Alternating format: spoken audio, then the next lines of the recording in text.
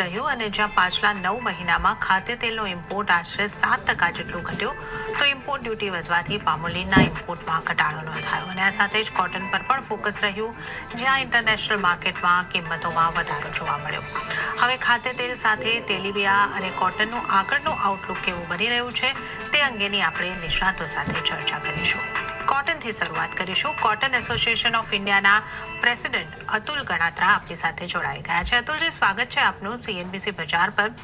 અને સૌથી પહેલા તો મારે એ જોવું હતું કે આ સપ્તાહમાં આપણને થોડી કોટનની કિંમતોમાં એક ઉછાળો ચોક્કસપણે દેખાયો હતો, પણ આપણે જોઈએ તો આઈસ ફ્યુચરની જે ટ્રેડિંગ રેન્જ છે એ એક રેન્જની અંદર જ આપણને થતી દેખાય છે, 64 થી 69 સેન્ટની વચ્ચે છેલ્લા એકાદ વર્ષમાં. તો આના કયા રીઝન છે અને આ સપ્તાહમાં જે થોડું આપણને મુવમેન્ટ આવતું દેખાયું એને આપણે કઈ રીતે જોવું જોઈએ? જી, ગુડ મોર્નિંગ. જો તમે કીધું એવી રીતે આઈસ ફ્યુચર છે ને એ રેન્જ બાઉન્ડ છે. છેલ્લા એક વર્ષથી આ જ રેન્જમાં છે, વધીને 69-70 જાય છે, પછી પાછું પ્રેશર આવે છે તો પાછું 63-64 થઈ જાય છે.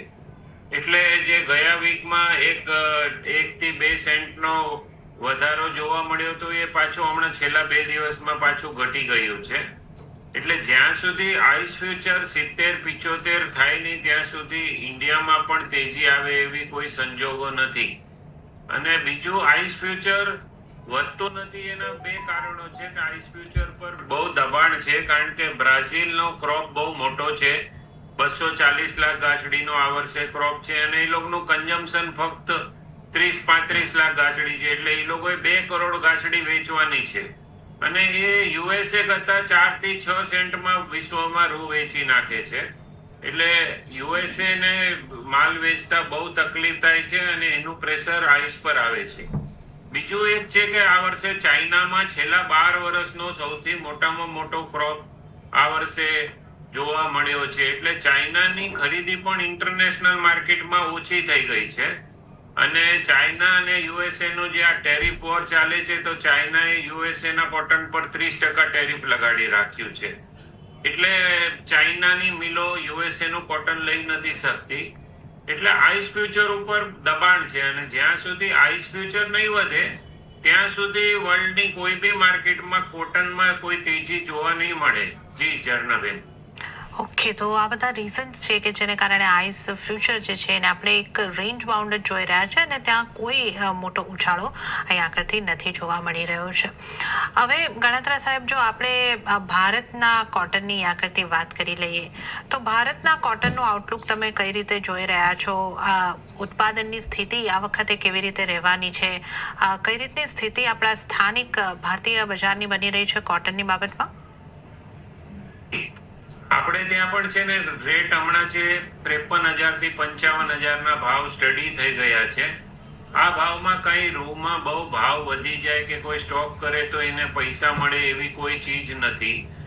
હમણાં 60 થી 65 લાખ ગાંસડીનો 30મી સપ્ટેમ્બરે આપણે ક્લોઝિંગ સ્ટોક તરફ જઈ રહ્યા છીએ, જે કોવિડ પછી સૌથી વધુમાં વધુ આપણો ક્લોઝિંગ સ્ટોક છે.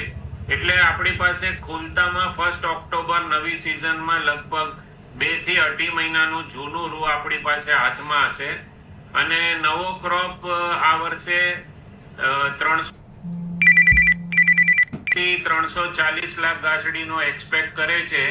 2% વાવની, કારણ કે એ ગુજરાતમાં જે થોડા મેન્યુફેક્ચરિંગ છે એ 4G કરીને એક સીડ બનાવે છે. એમાં કે છે કે વીઘે 30 મણ નો ઉતારો કપાસનો આવે છે. એટલે એ કપાસ આ વર્ષે આપણા આખા દેશમાં બધી જગ્યાએ 4G નું સોઈંગ વધ્યું છે, જે ઉતારો બી વધુ આવે છે અને એમાં આઉટન જે બીજી ક્વોલિટીમાં 31, 32, 33 આવે છે તે આમાં 35 થી 40 નો આઉટન આવે છે. એટલે એ હિસાબે જોતા લાગે છે કે 5 થી 10% મિનિમમ આપણા દેશમાં આ વર્ષે યીલ્ડ વધશે. તો યીલ્ડ વધવાથી ક્રોપ વધશે અને જો 325 થી 330 લાખ ગાંસડીનો ક્રોપ થાય ને આટલું જૂનું કેરી ફોરવર્ડ થતું હોય તો આવનારા દિવસોમાં બી કોટન માર્કેટમાં મંદી જોવા મળશે એવું હમણાં ચિત્ર લાગી રહ્યું છે. જી ઝરણાબેન. ઓકે, તો આવનારા સમયમાં પણ કોટન માર્કેટની અંદર મંદીની સંભાવનાઓ અહીં આગળથી ચોક્કસપણે બની રહી છે. તો વાવેતર 2% ઘટતું ચોક્કસ દેખાયું છે, પણ ઉત્પાદન હજી પણ ગયા વર્ષની સરખામણીમાં વધતા આપણને દેખાઈ રહ્યા છે. અને આપે જે અહીં આગળથી આપણી પાસે કેટલી ઘાસડીઓનો સ્ટોક છે એની વાત કરી ગણાત્રા સાહેબ, તો આ CCI ના સ્ટોકની વાત છે કે ઓવરઓલ તમે સ્થિતિ જણાવી શકો કે CCI પાસે કેટલો છે, આપણી મિલ્સ પાસે કેટલો સ્ટોક છે અને એની આખી સ્થિતિ કઈ રીતની છે? જી, જો CCI પાસે છે ને અત્યારે લગભગ 12 થી 14 લાખ ગાંસડી અનસોલ્ડ માલ છે જે વેચાણો નથી, અને લગભગ 25 લાખ ગાંસડી એમની પાસે વેચી છે પણ ઉપાડવાની બાકી છે, જેમાંથી ઉપાડવાની બાકી 25 લાખ ગાંસડી છે. એમણે 15-17 લાખ ગાંસડી તો છેલ્લા 2 અઠવાડિયામાં વેચી છે, જેને હજી નવેમ્બર સુધી ઉપાડવાનો ટાઈમ છે. એટલે એવું લાગે છે કે 30મી સપ્ટેમ્બરે CCI ના ગોડાઉનમાં સોલ્ડ અને અનસોલ્ડ બેવ મળીને લગભગ 30-35 લાખ ગાંસડી CCI ના ગોડાઉનમાં સ્ટોક હશે, અને એટલો જ 30 થી 35 લાખ ગાંસડીનો મિલોમાં સ્ટોક હશે. મિલોએ આ વર્ષે ઇમ્પોર્ટ બહુ જાજુ કર્યું છે, એટલે મિલો પાસે સ્ટોક જે દર વખતે 1 મહિનાનો સ્ટોક હોય એ આ વર્ષે લગભગ 40-45 દિવસનો સ્ટોક મિલો કેરી ફોરવર્ડ કરશે 1 ઓક્ટોબરના ઓપનિંગમાં. તો સ્ટોક મિલો પાસે બહુ છે, અને જે ગવર્મેન્ટે હમણાં ઇમ્પોર્ટ માટે જે 3 મહિના માટે છૂટ આપી, તો ડિસેમ્બર 31 તારીખ સુધી જે બી શિપમેન્ટ આપણે પોર્ટ ઉપર આવશે એને કોટન પર ડ્યુટી નથી લાગવાની. તો એ ડ્યુટી ફ્રી ને જોઈને મિલોએ બહુ માલ કવર કર્યો છે.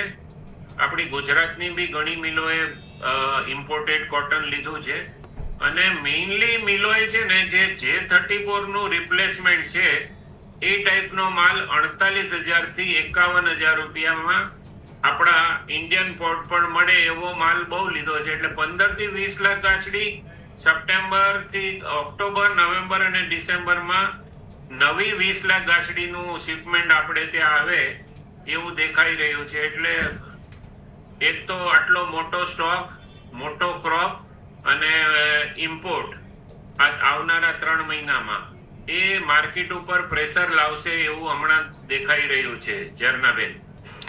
જી અતુલ સાહેબ, તો જે આપણે આખી સ્થિતિ જોઈ રહ્યા છે, મોટો સ્ટોક છે, સારો ક્રોપ થવાનો છે, અને જે અહીં આગળથી સસ્તું ઇમ્પોર્ટ થઈ રહ્યું છે, તો હવે આ તો ખેડૂતોને માટે મોટી ચિંતા બની શકે છે.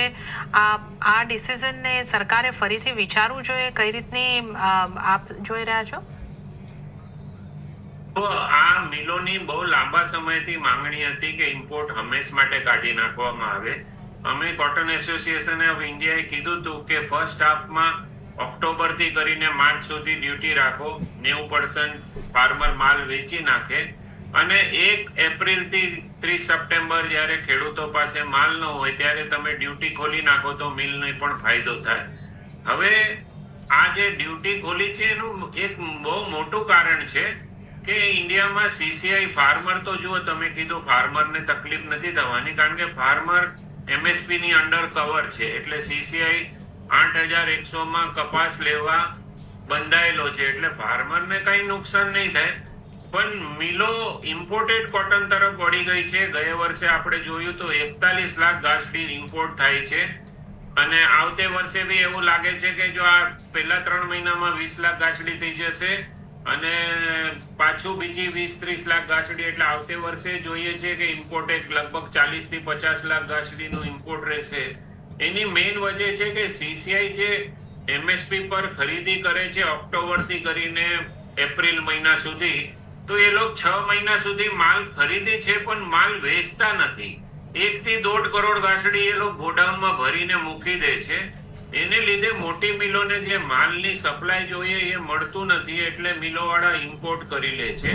એટલે ગવર્મેન્ટે જોવું પડશે, જો આવીને આવી પરિસ્થિતિ રહી તો આવતે વર્ષે આપણે 30 સપ્ટેમ્બર 2026 ના 1 કરોડ ગાંસડીની ઉપર આપણે ઇન્ડિયામાં સ્ટોક જોશું. જ્યાં 60 લાખ છે એ 40 લાખ ગાંસડી બીજી વધી જશે, કારણ કે ઇમ્પોર્ટ આવતે વર્ષે બી બહુ મોટું થવાનું છે આ ડ્યુટી ફ્રી ને લીધે.